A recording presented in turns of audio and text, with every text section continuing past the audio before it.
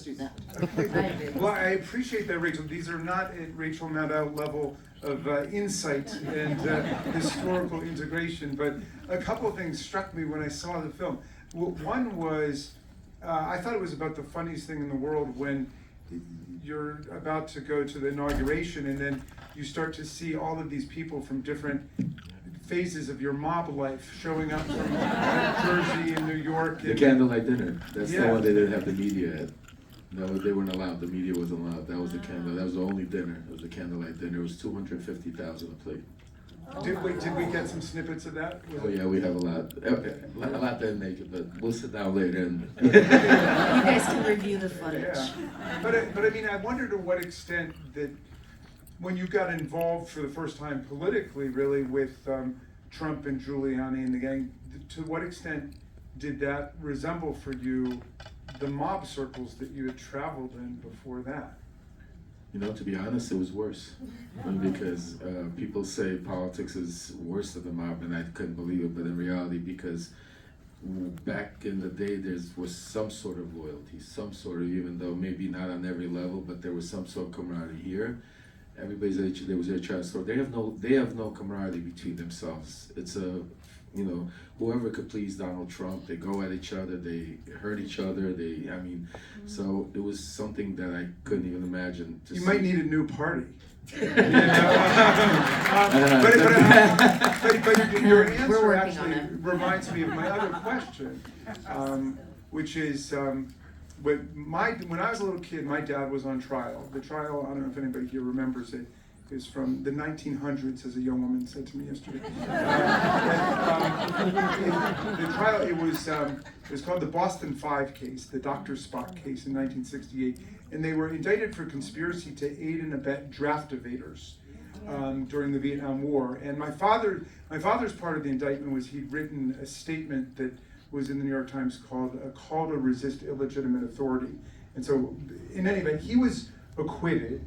And actually, we got the New York Times article on the front page of the Times where they asked how he felt, because he was the only one of the five acquitted, and he said he felt like demanding a retrial because they had a sense of solidarity. They were all together, and it shocked me how quickly they turned on Lev Parnas and they just expelled you, and they all blamed you, and so on. And I think about those great political trials of people in the 60s and 70s, the civil rights people, the peace people, the anti-war people, and so on.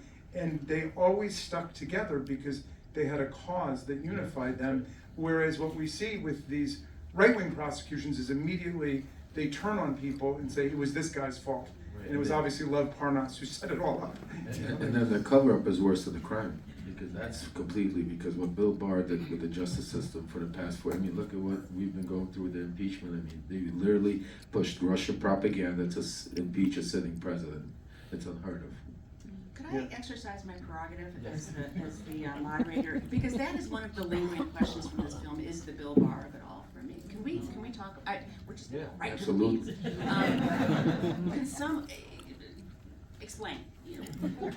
So Bill Barr and Donald Trump are not friends. They have totally different agendas. Bill Barr was brought in by Victoria Tunzing. They were very close, strictly for the Mueller report. Nobody ever thought that Ukraine is going to come up or there's going to be other things for Bill Barr to do. When he came into office in 2019, the first case that was brought to his desk was our case because Rudy Giuliani was Trump's attorney, so they were following us. He was watching everything that was going on. Bill Barr understood and knew that we had Russian propaganda because Bill Barr had the Justice Department. He had every alphabet agency reporting to him, so he understood the people we were dealing with. Plus, you gotta understand, they were following us. In my case, there was probably a stack of papers like this till this day. I've never seen. They're all blacked out with, security information. So they knew every step we were making. Then at some point, the whistleblower report came out. If you remember when the whistleblower report came out, the first person that seen it was Bill Barr. The reason he looked at it is because he wanted to see what was in there, and that's when he noticed me and Igor it was the first time we were mentioned as Rudy's guys in Ukraine. So he understood, Bill Barr, that we were going to get subpoenaed. There's going to be a whole shit show, excuse me for my language, and we're going to end up getting there. And we were so gung-ho, we were so hardcore Trumpers that we believed in the bullshit we were peddling. So he knew I was going to go up there in, Congress, and I'm going to do the opposite of what I did. And so he needed to stop it because he knew that Trump wasn't going to stop it. He knew Giuliani was going to only push it. So that's what happened on the day of my arrest. So just think about the events that happened the day of my arrest. I'm being followed by the FBI. The night before I get arrested, I'm in Fox News headquarters in Washington, D.C., right around the corner, where we're sitting with Victoria Tunzing, Rudy Giuliani, John Solomon, and they were doing Hannity and Laura Ingraham, sitting in their conference room discussing how the next day we're all supposed to be on a plane to Vienna for two purposes. Purpose number one was to do an interview with Victor Shokin with Fox. It was going to be a break-in interview for Fox and Sean Hannity. The other thing was we were dealing with an oligarch. A lot of things didn't get in here because it's only an hour and a half. But there's also a major figure that was a part of this, and Rachel knows this story very well. Dmitry Firtash. He's an indicted oligarch that's right now still not extradited till this day. It's been going on, and basically, I'm sorry, I lost my thought. Well, there were two reasons why you were doing it. Bill Barr. You were going to Vienna to go see Firtash. Oh, I'm sorry, right, I'm sorry, yeah. So the second reason was the hard drive. We were promised that the ex-CFO of Burisma, his name was Alexander Gorbanenko, was going to meet us in Vienna, give us the Hunter Biden's hard drive at the time where the Russians copied in Kazakhstan, and we were going to do this big thing on Fox TV. Rudy was going to pick up the hard drive and was going to say, we're coming home, and this whole thing. So that was the night before. Next night, October 9th, morning, we wake up at the Trump Hotel, spend 2-3 hours having breakfast with Rudy when Rudy gets a call from the White House saying, Rudy turns around and says, I have to go meet up with Trump tomorrow, so I can't make it. I'll see you in a couple of days. Thinking nothing of it, we got on the cars, we drove to the airport. They waited till we were on the tarmac, and they needed that because they needed to make the whole parade that we were escaping somebody, because we weren't escaping. We were going, Rudy Giuliani is supposed to be on the flight with us. So then they arrested us. Once they arrested us, what happens next is then they got all my electronics and realized what's in there. And that's when they right away filed to seal it. Meanwhile, me and my attorney, I got rid of Trump's attorneys. I got a great attorney, Joe Bondi, and every day he's calling the DOJ. He's calling the line prosecutors, saying that my client wants to come talk to you. He has information, national security, that has to do with this country. They're telling me we're not ready to talk to you. Wait, my attorney said, wait a second. The Southern District of New York, our doors are always open. You're not going to speak to him? No. That's when we decided, to do the interview with the great Rachel Maddow. So I think Which was not a good idea for Lev. Literally a week after they He's tried to full of remand me. those. Yeah.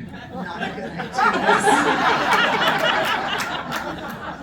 Sorry. Not sorry. But I think my larger question is accountability, right? Like what are the chances for people still being, you mentioned somebody still hasn't been extradited. I still think the bar it's a lot of unresolved issues. I'm sort of pointing to you, Mr. Raskin.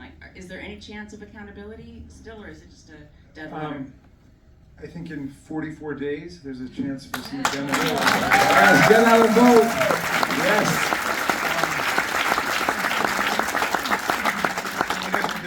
There've been so many opportunities for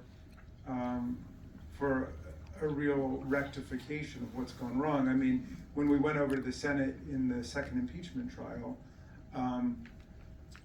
I sat as far away from Mitch McConnell as you and I are right now, and his body language, his facial gestures, everything, he said during breaks and everything indicated to me that he knew that Trump was guilty and was going to vote that way. And then, of course, he voted not to convict, and he said, well, the House managers made their case. Trump is morally and individually, personally responsible for everything that happened, but the Senate doesn't have jurisdiction over a former president, which cut against more than 2 centuries of precedent. And it was also a legal motion that we dismissed on the very first day.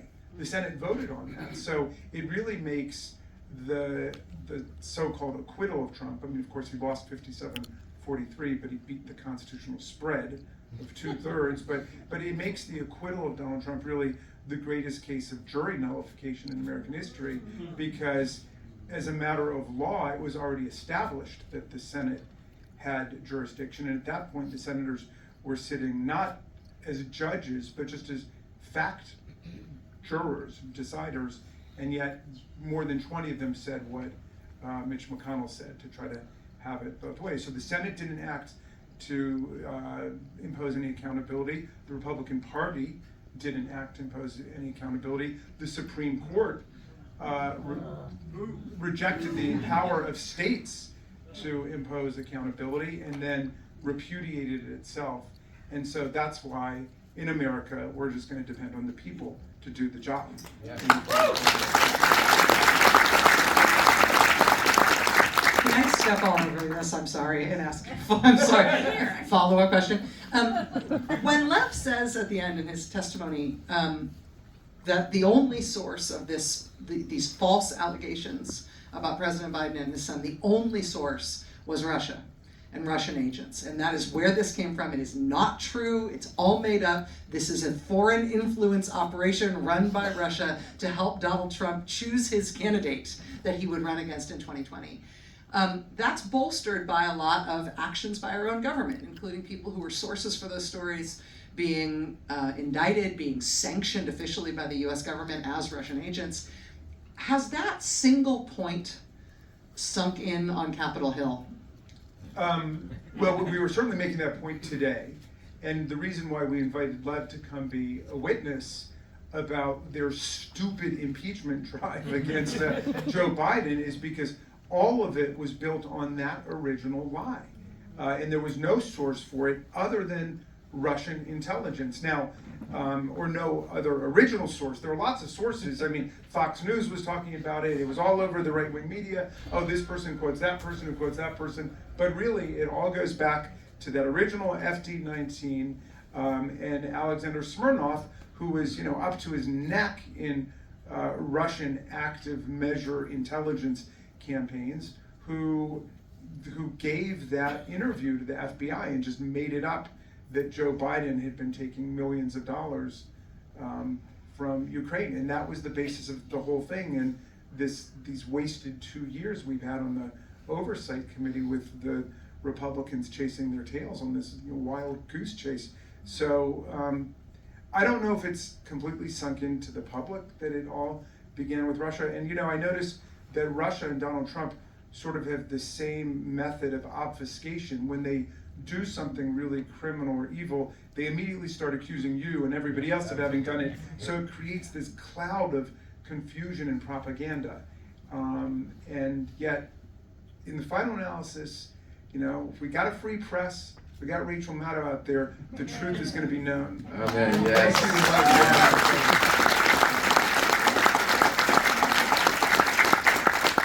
Alfred, I want to get you in this cakewalk here.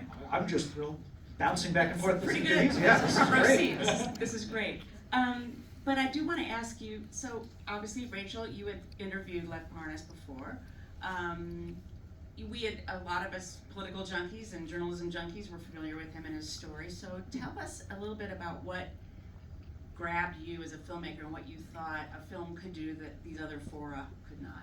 So my partner, Billy Corbin, and I, we are based in Miami. We're both native South Floridians. And Jon Stewart has popularized the Florida man meme, but there is a subset of that, the South Florida man. And we often joke at the office, we say, well, Los Angeles is the place you go when you want to be somebody, New York is the place you go when you are somebody, and Miami is the place you go when you want to be somebody else. It has always been a sunny place for shady people, and it keeps us in business telling stories. And so, one night in January of 2020, I'm watching Rachel's show, and I see Lev, and I call Billy up immediately. I said, we know Lev. I said, we know a lot of Levs in South Florida. Lev is somebody who is very familiar to us as South Floridians. And watching, I said to Billy, well, this is fantastic. I said, he's such a great character, which is so important for documentaries. A lot of times, I think people don't ordinarily think about that, but the storyteller, that you identify, you can have a great story and a lousy storyteller.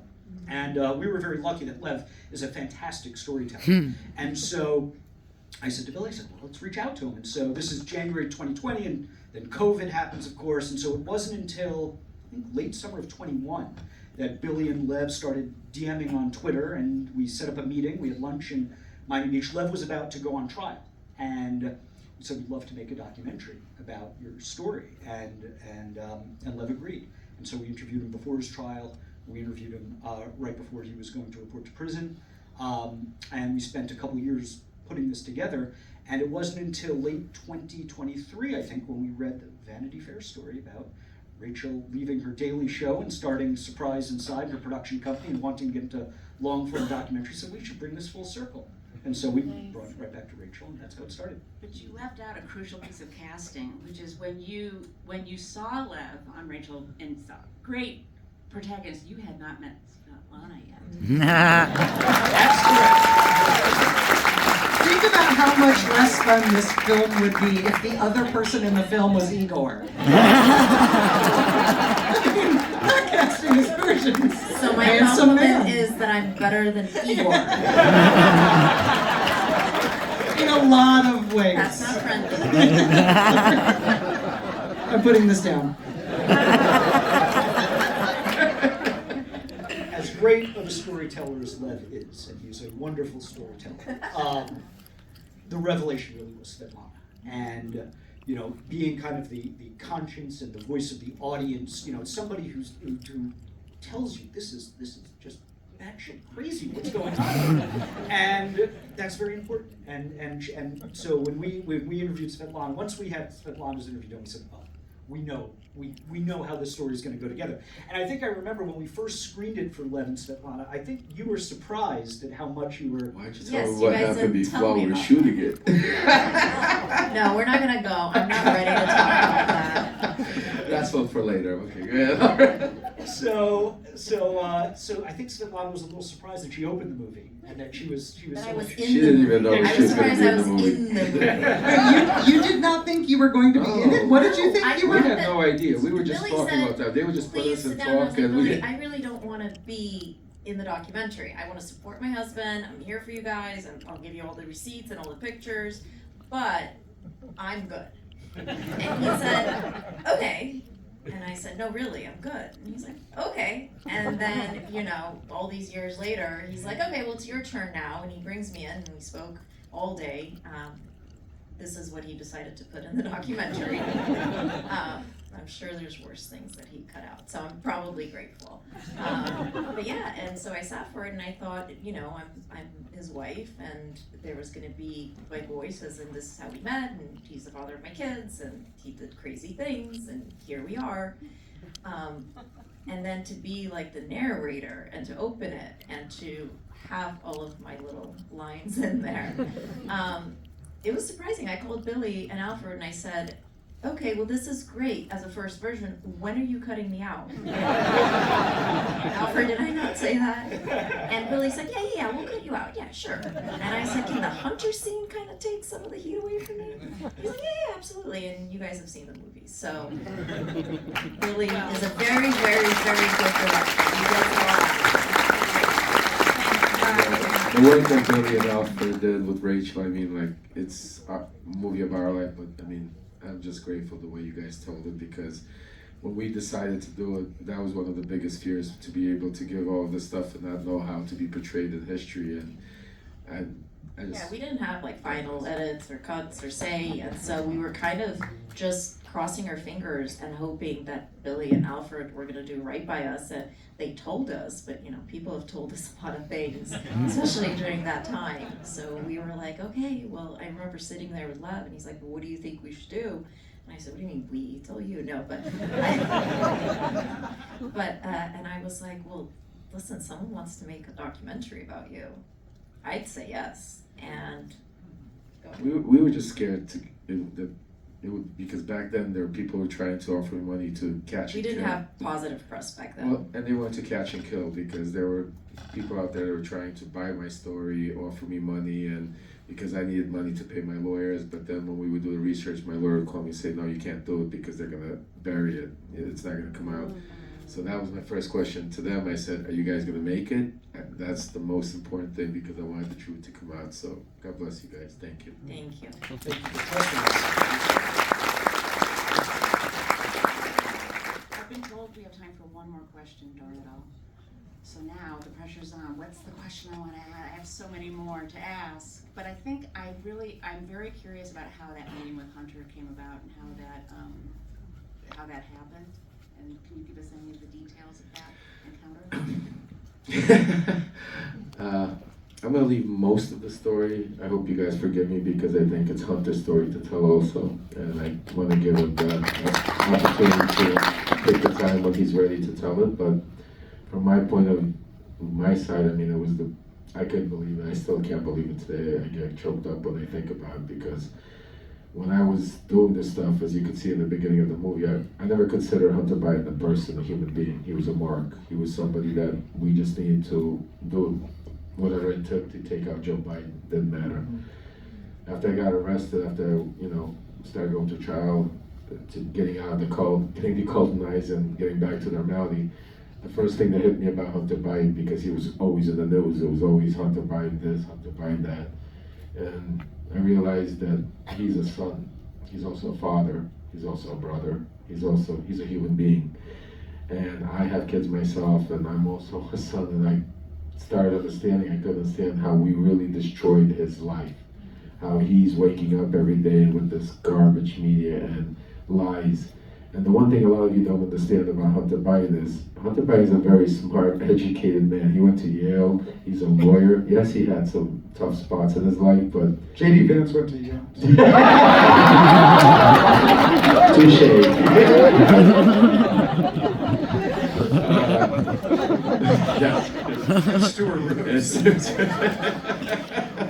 Florida man, Great. Yale man. Great alumni. Great alumni. A new doc genre. Save that one. Yeah. You'll see the next project what it's gonna be, just wait. Yeah, but the biggest thing what Hunter did that people don't understand is he took the heat for his family and for his father. I mean, he could have came out and started debating and talking, but he knew, his father was president of the United States. They were baiting him. So he took that abuse, his wife took the abuse, his kids, just think about his kids every day listening to the trash that was going on. So I couldn't live with myself and, going through my own issues with my own kids during the whole situation with forcing him to be one way, being arrested, having them now try to be a different way. I really made it a mission in my life. I said, one day I'm gonna meet him and I'm gonna apologize.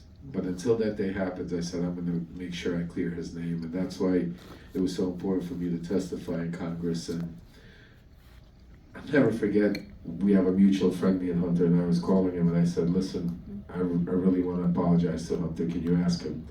And he told me, you know what, Hunter's ready to see you, to hear you. I didn't know if he's going to accept my apology and punch me in the face or what he's going to do. But, he said, come meet me, and then I called up Billy. Yeah, so Lev calls us, this was not the original ending of the movie, as you can imagine. We were deep into post-production. I think we had already finished the first rough cut. Maybe even the second rough cut at this point. And we get a call from Lev, and he says, I'm going to ask my probation officer, I want to go to Los Angeles and apologize to Hunter Biden. Do you want to film it? Nah.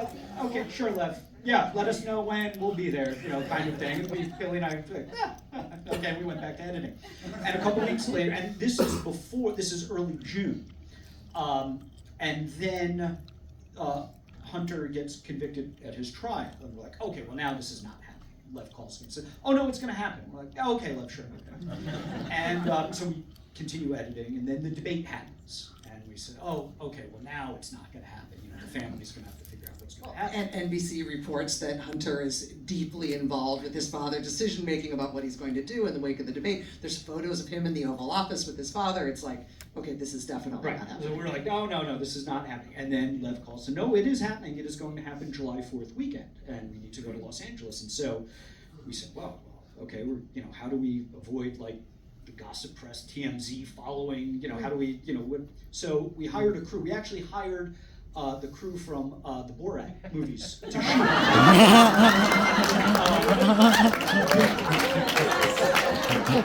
Primarily because we knew that they could keep a secret, and that was the most important thing. And we rented an office space in Santa Monica on a Sunday, and Billy flies out. You still didn't believe it was going to happen until the morning of the shoot, and Billy gets a text from Hunter Biden, says, well, I'd like to talk to you. And so they talked, and a couple hours later we shot the scene.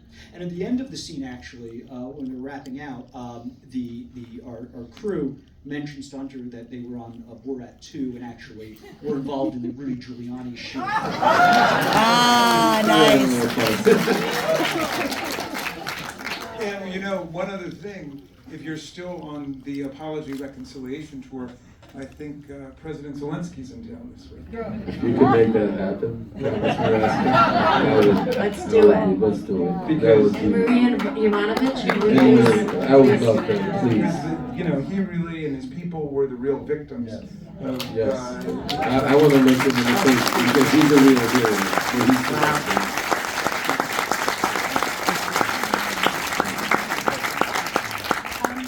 I'm gonna say goodnight and thank you. Before I do, please stay in your seats while we all exit the stage, but for now, thank you all so very much for coming.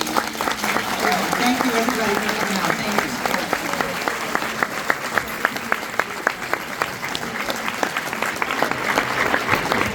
you. Go.